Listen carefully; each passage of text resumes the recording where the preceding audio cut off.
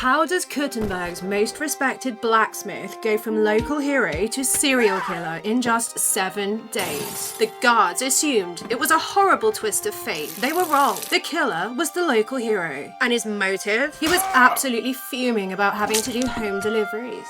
Most couriers leave your package on the doorstep. Henry prefers to leave it on your pillow at 3 a.m, assuming he can still stand upright. He tried so hard to live a normal life, but retirement didn't work out and he became a raging alcoholic. You stink. Over this video, we track Henry as each day gets worse for him until he snaps and we witness his glorious alcohol-fueled descent into total madness. But to understand how it ends, we have to look at the very first order that broke our hero Henry. About that commission. Will you forge it for me? Why not? I'll be happy to. Thank you. Please bring it to me when you're finished. Today, Magdalena thinks Henry is up to forging a sword. A simple transaction, one might think. But before he could get to work, Henry needed to absorb enough alcohol to neutralize a small horse. Yes, he would frequently wake up in a random village, hours away from home, without his keys. But he was following a strict liquid diet, and he did not deviate from the meal plan. Besides, the forge was hot and Henry liked to drink to cool down. It was a very unconventional heat management method, which only served to increase his chances of ending up in a ditch instead of successfully forging anything that remotely resembles a finished product. I'm surprised you're still standing. What's it to you what I drank? Who are we to judge? He's the master blacksmith, after all. Even if he drinks enough liquid to pickle his own organs, he still makes the best swords money could buy. He may take 3 attempts to forge your order, but it will be the best sword in all of Bohemia. I have what you ordered. Beautiful work. Glad to be of service. Henry delivered the sword, but he was fuming. The customer didn't offer him a tip. They didn't even thank him for the delivery. Something deep inside Henry snapped. This was the closest thing to happiness that he'd found since the Trotsky incident. A woman came, looking to surprise her husband with a new blade. She says he drives wagons, so that he's got something to defend himself with. I'll forge it. Wonderful. When you're done, she asked if you could bring it to her personally, if you'd be so kind. The core issue here is not the forge itself. Henry's a master of the anvil. The issue is customers demanding for their orders to be delivered when Henry's policy was collection only. Eventually, the pressure of running a delivery business becomes too much for our Henry, and we find our subject at the local tavern. Here, we witness a man who has managed to turn the noble art of blacksmithing into a continuous week-long blackout. Christ almighty. Henry tries in his own way to maintain his professional standards, even when he's consumed more wine than the local vineyard is willing to deliver. I've drunk an entire cask. Our Henry isn't really a people person. You're going out in public. Take a bath first. Are you afraid of water or what? I could lay down for a bit. Civility goes out of the window when he drinks. He becomes outrageously rude. Forgets that you can't pee where you stand. It smells so bad, it would put a pig to shame. And, as you can see, he doesn't manage to keep much down anymore. His stomach doubles its bile production when he's drunk. Oh, God.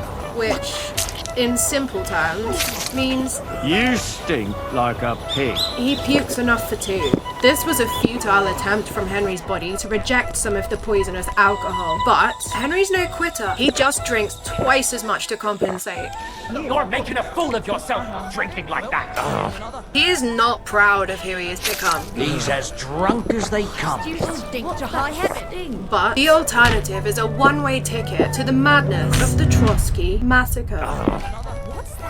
Stink. Henry wondered why everyone kept commenting on his smell. Stink like a wet dog. He could cut you in half without even pulling his sword from the scabbard. He couldn't smell anything bad at all. Foul step.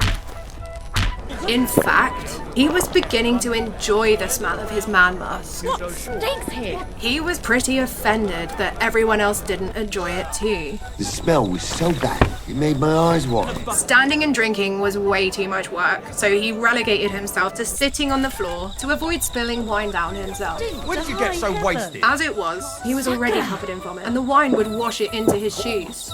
Keep away from me, or the stink will knock me down. He did not like having wet feet, especially when it was sticky puke. Henry had a merry time. Everyone else, though, not so much. I was beginning to worry what that was. But it's just you.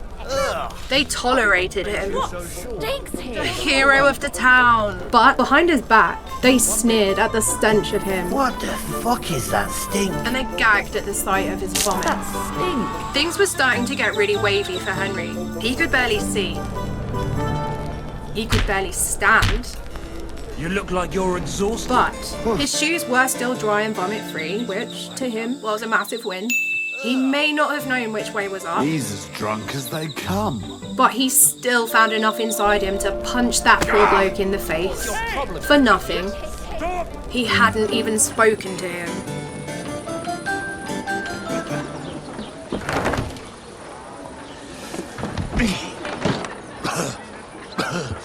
That was embarrassing.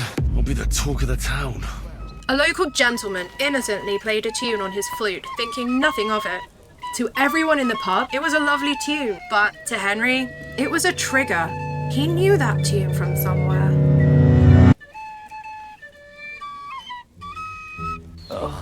It's starting to stink. Most men would find sitting in a pub garden with a corpse problematic enough.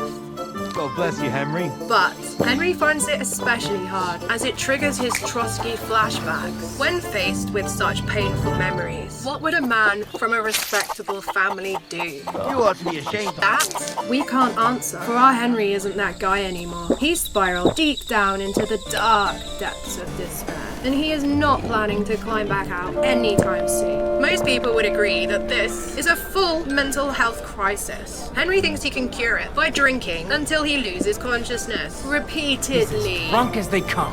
Epic battle between his liver and his alcohol consumption. It smells so bad, it would put a pig to shame.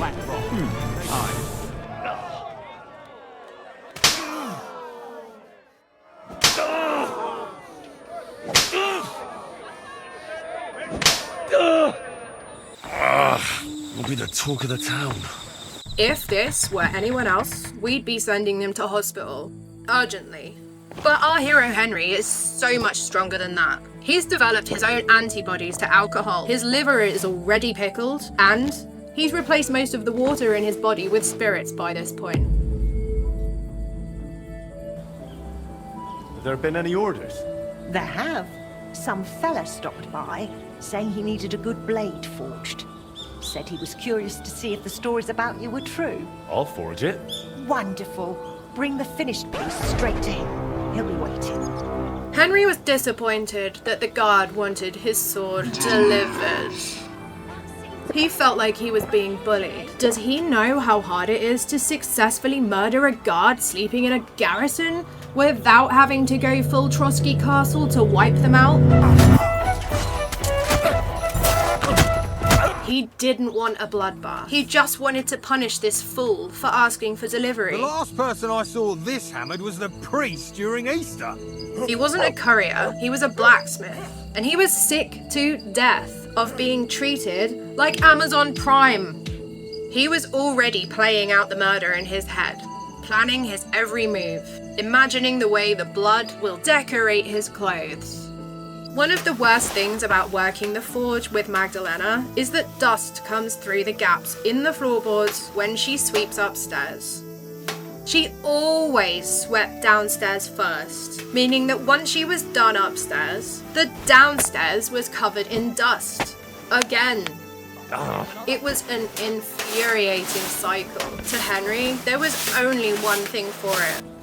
More drink. Henry was outraged that she wanted him to deliver. Again, Henry never signed off on this policy change, and he certainly didn't want to become a courier. He was a blacksmith. not a delivery boy. He could not believe that Magdalena would do this to him. Again, he held his tongue, but inside, he was seething.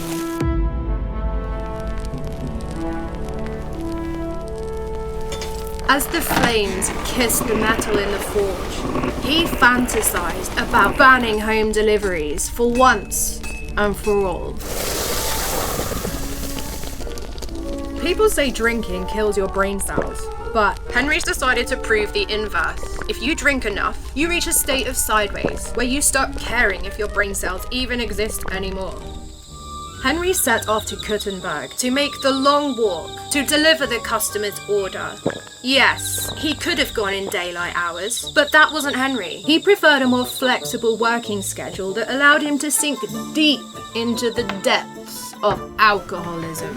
He didn't do scheduled home deliveries. He did not offer a 1-hour delivery window. He did not offer a same-day guarantee. He simply turned up whenever he had managed to stay conscious. If that happened to be the middle of the night, that was when he arrived. The customers would even leave their door unlocked for him, which made it even easier to slip into his old ways again. It does have rather unintended side effects though, like the desire to murder that just won't stop cropping up. Henry was sad.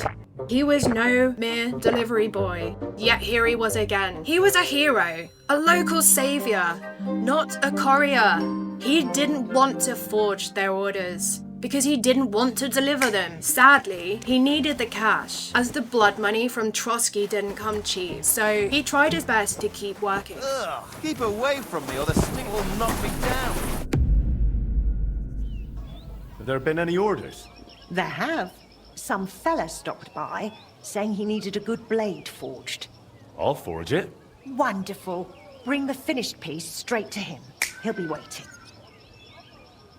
Back in the forge, he was dead behind the eyes. Henry had realized that his life had been reduced to a single miserable task, walking from point A to point B. He had a glittering career in HR, which was ruined at Trotsky, and now his blacksmithing career was taking him to the edge of his sanity, and he had only been back for a very short time. He hated the extra grind, but Trotsky was expensive. Hey, did you forget your clothes somewhere? In his head, he was a craftsman, an artist of raw steel. In reality, he was being treated as a next-day delivery courier. Hey, did you forget your clothes somewhere? Henry was being treated like Amazon Prime, but without the added bonus of charging his customers for the next-day delivery service. Slowly but surely, Henry's sanity began to disappear. It eroded away faster than the soles of his shoes, even with the extra mileage. Doesn't it bother you walking around here like some kind of animal? Put some clothes on, you scoundrel. When it came to delivery, he didn't wait for sociable hours. He just turned up when he wanted, on his schedule. With Henry, it's not just a walkthrough, it's a surprise house call.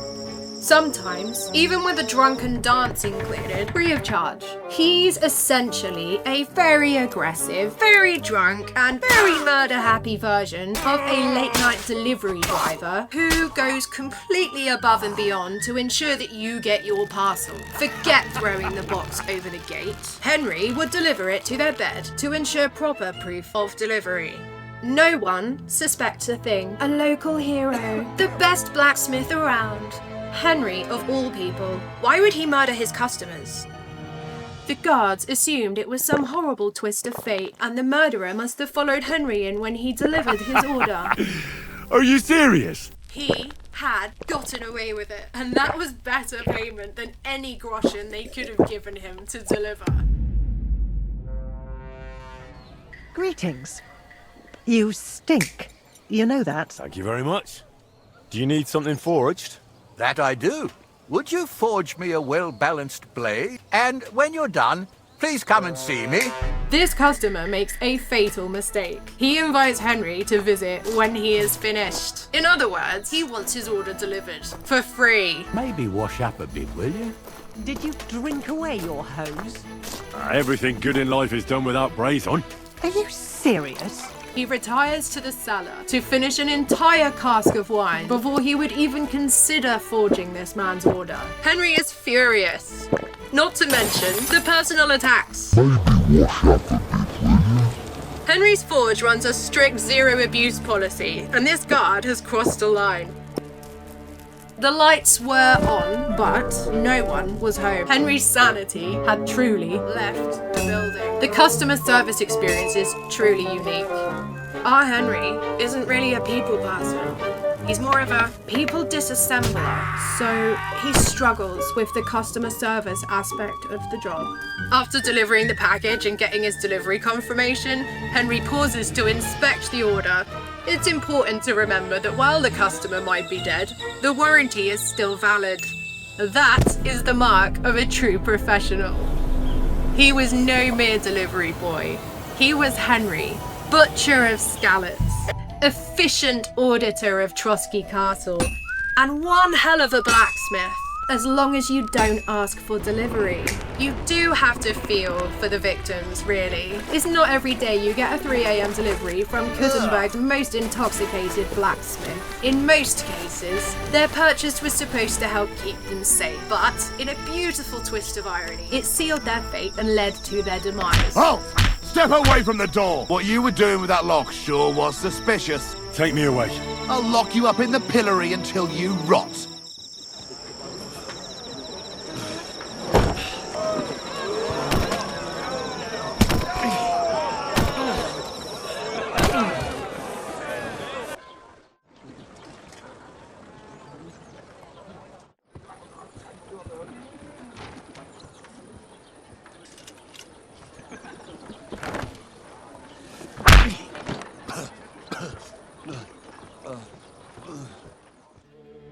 Having perfected his new delivery policies, Henry began getting work done faster than ever. He really should ask for a star rating on his delivery service, but he's worried the feedback might be a bit quiet. Besides, he didn't want any reviews mentioning him laying in a puddle of his own vomit. It was a very exclusive, high-end experience that seemed to leave the customers completely and utterly silent when it came to criticizing his deliveries. Henry is the most efficient courier in the county. He doesn't believe in coffee breaks or lunch hours. He believes in spontaneous, alcohol-induced naps and unsolicited home invasions. Some people say they die for their job. Henry is the only man we could find who decided that everyone else should die for his job instead.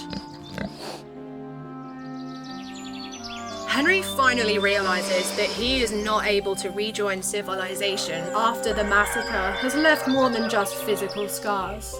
Although he could never remember his actions in the morning, so far, no one knew about Henry's crimes. To them, his only crime was smelling of manure mixed with moonshine and vomit. From now on, for our Henry, there is only the road, a horse that can carry him even when he can't keep his head upright, and the sort of mental peace that comes from leaving everything in absolute total ruin because it had the audacity to hurt you first. It is a grim conclusion to a career that began with pride. If you looked at his KPIs, Henry was smashing his targets. Number of deliveries made, 42. Number of customer complaints, 0.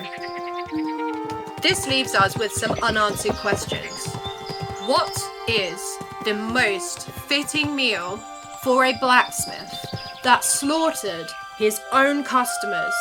And where will a man with a bounty bigger than your average mortgage go next?